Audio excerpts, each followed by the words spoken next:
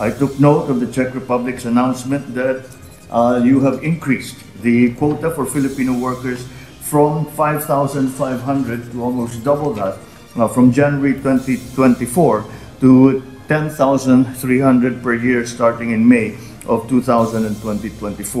Aabot na sa 10,300 na mga Pilipinong manggagawa ang maaaring makapasok kada taon sa Czech Republic pagsapit ng Mayo ngayong taon. Ito ang inanunsyo ng gobyerno ng Czech Republic sa mismong state visit ni Pangulong Ferdinand Marcos Jr. Kaugnay nito, prioridad ni Pangulong Marcos na mapangalagaang mabuti ang kapakanan ng mga manggagawang Pilipino doon. Kaya nilagdaan ng dalawang bansa ang Joint Communique on Labor Consultations Mechanism upang matalakay ang mga labor issues at mas maging organisado ang deployment ng Pinoy workers.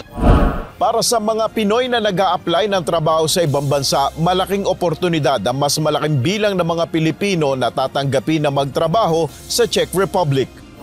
Magandang opportunity siya para sa atin.